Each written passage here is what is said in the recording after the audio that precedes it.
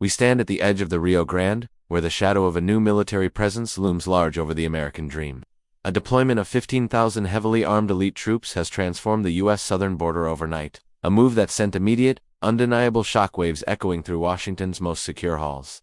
This isn't just a reinforcement, it is the most aggressive military posture Mexico has taken toward its northern frontier in modern memory, shattering decades of unspoken diplomatic agreements. The question is not if this radical shift will change the flow of humanity, but how this unexpected militarization will fundamentally redefine the future of North American security. Subscribe right now, and hit the notification bell, because the next 20 minutes will pull back the curtain on the secret pressures that forced this monumental and costly decision. Tell us in the comments immediately, do you believe this unprecedented deployment is a genuine solution, or merely a temporary, politically charged response to foreign pressure? The sun beat down on the arid terrain of Ciudad Juarez, baking the dust into a fine, suffocating powder that seemed to cling to everything, including the rising tension in the air. This heat, however, was nothing compared to the diplomatic firestorm ignited when Mexico's Secretary of Defense confirmed the massive deployment. Nearly 15,000 combined soldiers and National Guardsmen now patrolling the northern boundary. The sheer scale was what stunned officials in Washington. Not just the number, but the calculated timing and the designated mission are clear: forceful attempt to physically halt migrant crossings. For years, the U.S. had managed the border under the assumption that Mexican federal forces were primarily focused on their internal battle against the drug cartels, not acting as an external enforcement arm of U.S. immigration policy at this scale. The rapid and wholesale dedication of such a large, organized, and combat-ready force to migrant containment was an unprecedented policy pivot, signaling a profound shift in Mexico City's priorities under immense pressure. This move essentially established a militarized buffer zone on Mexican soil, a virtual extension of the American border wall, and it did so with a speed that left U.S. agencies scrambling to understand the long-term implications for cooperation and control. The very word elite used to describe these troops is significant, highlighting that this was not a hastily assembled group of local police or underfunded immigration agents. The National Guard, a relatively new force, was designed to be a federal, professional, and highly capable security entity meant to address Mexico's chronic violence, not its migratory challenges. Seeing thousands of these well-equipped units, carrying advanced weaponry, and clad in distinctive gray and black uniforms, actively interdicting families along the Rio Grande, was a stark, almost unbelievable visual for us Border Patrol agents, accustomed to a different kind of confrontation. The initial shock among U.S. agencies was complex, blending relief with deep geopolitical unease. On one hand, the immediate reduction in illegal crossings was a tangible win, fulfilling a core demand from the White House and potentially easing the humanitarian and logistical burden on overwhelmed border sectors like El Paso and San Diego. On the other hand, it signaled that Mexico had effectively conceded to a foreign power's demands, prioritizing trade stability over its own long-held stance on sovereignty and human rights for transient populations. The psychological impact on the migrant flow was instantaneous, forcing cartels and smugglers, the true criminal infrastructure of the border, to immediately adapt their routes and prices. The National Guard's official mandate is to secure public safety and fight organized crime. Yet here they were, being systematically redirected to the sensitive and politically charged task of migration enforcement. This is a critical detail. They are not trained in asylum processing or the nuanced legalities of international migration law, but rather in tactical containment and force projection. This inherent gap in training immediately raised red flags for human rights watchdogs and diplomatic observers, who feared an escalation of heavy-handed tactics and potential abuses in the field. The sight of Mexican military vehicles patrolling the exact same stretches of riverbank the U.S. military had been controversially deployed to only months prior created a strange mirror image scenario. It was as if Mexico was now mirroring the aggressive, militarized response favored by its northern neighbor, not by choice, but by coercion. This dynamic fundamentally changed the U.S. position from one of unilateral pressure to one of bilateral but uncomfortable border management, a strategic victory for those in Washington who advocated using economic levers to externalize U.S. border security responsibilities. The primary leverage point, as revealed by diplomatic sources and later confirmed by trade discussions, was the looming threat of significant tariffs on Mexican exports, a financial nuclear option that could devastate the Mexican economy and cost billions in trade revenue. President Trump's administration had successfully weaponized the economy, forcing President López Obrador's hand into what many political analysts described as a national humiliation, outsourcing core security functions to appease an American demand.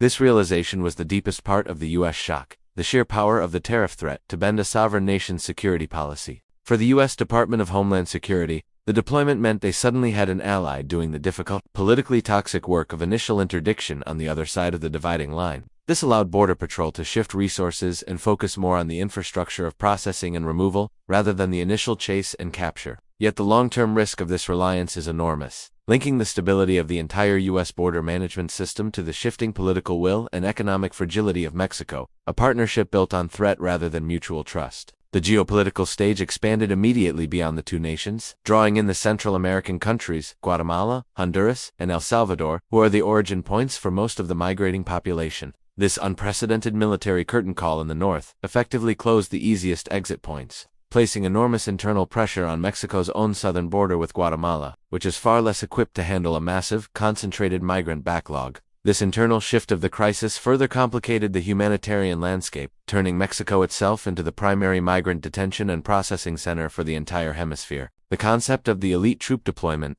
initially welcomed by hardline U.S. politicians as a sign of Mexican cooperation, quickly became a humanitarian lightning rod. Reports emerged of National Guard members using force to detain families, separating individuals who had been traveling together for weeks, and forcing migrants into remote, dangerous crossing areas. The visual evidence, often captured by independent journalists, showed masked, heavily armed soldiers confronting tearful mothers and frightened children, starkly illustrating the human cost of a politically motivated military maneuver. This tragic reality forced us immigration, lawyers and humanitarian groups to publicly condemn the outsourcing of brutality, arguing that the U.S. was indirectly responsible for the human rights violations committed by its newly empowered Mexican proxies.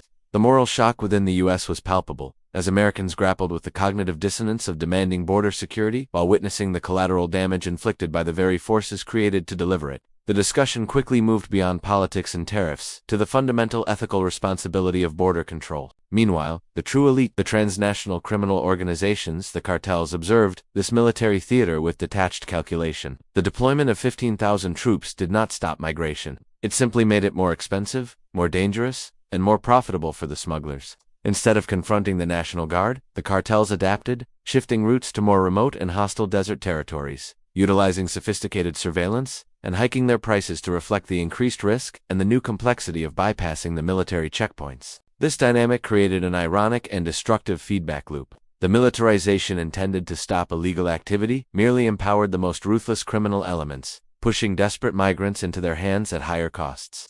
The deployment became less a deterrent to the cartels and more a protection racket, essentially guaranteeing them a monopoly over the now highly profitable and hazardous transit routes.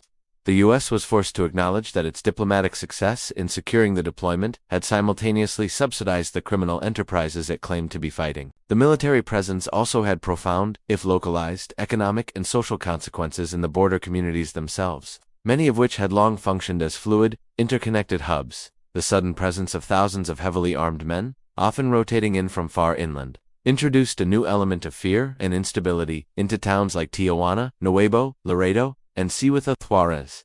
Local economies, reliant on cross-border traffic and informal trade, felt the chill of heightened security measures and reduced fluidity, experiencing a domestic economic shock that compounded the crisis. The long-term impact analysis, shared by U.S. intelligence and defense officials, suggests that the deployment is inherently unstable and unsustainable. Mexico's National Guard was designed for internal security challenges, primarily battling the heavily armed cartels that plague the country, a mission that remains woefully under-resourced. Diverting 15,000 highly trained personnel to a static border enforcement duty strains the Guard's capacity, potentially creating security vacuums in other parts of Mexico where cartel violence could escalate unchecked. This strategic misallocation of resources, driven by U.S. pressure, means that while the immediate flow of migrants may be stemmed, the underlying factors economic instability, drug violence, and gang brutality in Central America and Mexico are ignored or even worsened. The U.S. is left wondering if the short-term political win of reduced border numbers is worth the long-term risk of exacerbating Mexico's internal security crisis, which could ultimately lead to a far more volatile and dangerous border environment in the future. The sheer magnitude of the deployment demands a reassessment of every single U.S. policy toward its southern neighbor. The tactical composition of the 15,000-strong force is a mosaic of different units. Yet the National Guard forms its backbone, a structure that fundamentally changes the character of the border security operation. These are not passive agents processing paperwork. They are disciplined, often former military personnel equipped for combat operations, now repurposed for the nuanced, often heartbreaking task of migration control. Their presence, often standing shoulder-to-shoulder on the riverbanks, creates a psychological barrier far more imposing than any fence. The sight of a National Guard Humvee parked strategically near a well-worn migrant crossing point. its occupants masked and carrying automatic rifles, sends an immediate message of finality that was absent when the border was guarded primarily by lightly armed immigration agents. This display of federal force on the northern border, where their operations had historically been more reserved, is a profound political statement by President López Obrador, demonstrating a commitment to the U.S. deal that overrides historical reluctance to militarize this specific boundary. This tactical shift, while reducing immediate crossings, forces migrant flow into even more dangerous, remote, and often lethal corridors. Areas of the Arizona desert, the remote stretches of the Chihuahua state, or the treacherous currents of the Rio Grande are now the de facto routes, simply because the heavily policed urban crossing points have become impenetrable. This means the migrants who do attempt the journey are exponentially more desperate, and the death toll in the wilderness areas is likely to rise, transferring the humanitarian crisis from high-visibility detention centers to invisible, unmarked graves in the desert. The deployment's impact is not uniform across the long border. Instead, it is concentrated in key transit cities and choke points, creating a localized intensity that is unprecedented. In places like Matamoros, the military presence turned the streets adjacent to the international bridges into checkpoints, effectively trapping thousands of migrants already waiting in Mexican shelters, unable to attempt the final crossing. This containment strategy has created pressure cooker conditions in already overstretched Mexican border towns, transforming them into reluctant refugee camps. For us lawmakers and officials, the most shocking aspect was the speed with which the Mexican government accepted the role of primary interceptor. The U.S. had always maintained that the border crisis was fundamentally a Mexican security problem, but it had never successfully forced Mexico to dedicate such immense resources to the solution. The successful leverage of economic pressure to secure this deployment represents a paradigm shift in U.S. foreign policy, validating the use of trade threats as a dominant tool for achieving domestic security objectives.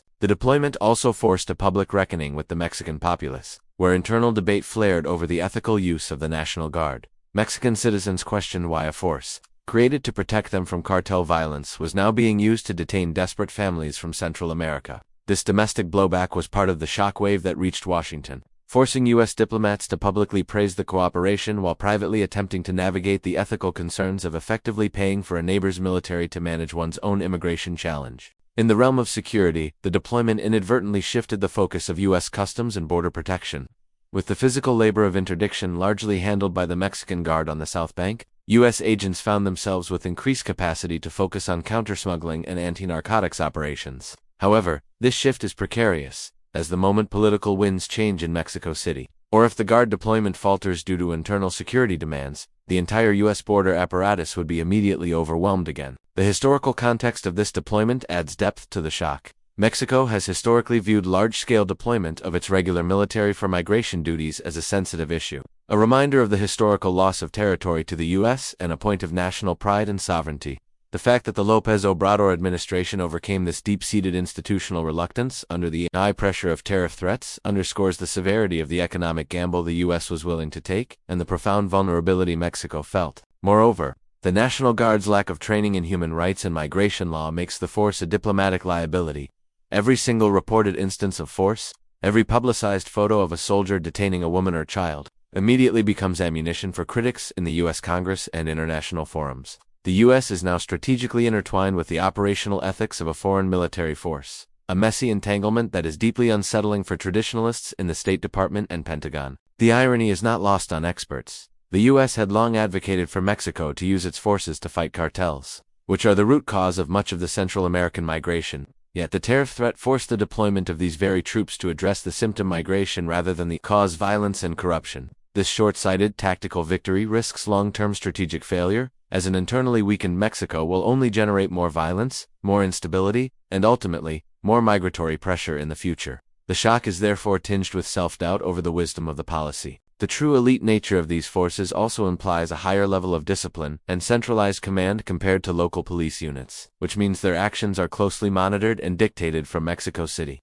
This centralized control provides a measure of accountability that is often absent in localized border enforcement. Yet it also means the Mexican government is fully and officially implicated in every action, every detention, and every human rights concern raised along the border, further escalating the diplomatic stakes for both countries. The financial cost of sustaining 15,000 troops along thousands of miles of border is staggering. For the Mexican defense budget, money that is pulled directly from other crucial domestic programs, this internal Mexican economic strain, necessitated by a foreign power's demands, creates deep resentment and a feeling of national coercion, setting the stage for future bilateral tensions. The U.S. understands this cost, and the willingness to accept this strain on its neighbor is part of the geopolitical coldness that stunned observers. The sophisticated nature of the National Guard's equipment, including night vision optics, drone surveillance capabilities, and specialized vehicles, marks a definitive end to the era of ad hoc border policing. This is a deliberate, technological, and tactical commitment to control movement, shifting the dynamic from chasing individuals to monitoring and locking down entire sections of the border. This technological barrier is the new reality for desperate families seeking asylum.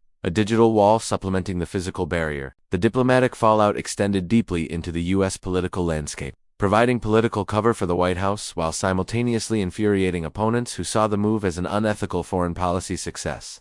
The administration could point to the deployment as definitive proof that their aggressive tariff policy was effective, claiming a victory where previous administrations had failed with traditional diplomacy. The shock to the political establishment was the demonstration that high-stakes economic confrontation could yield immediate security results.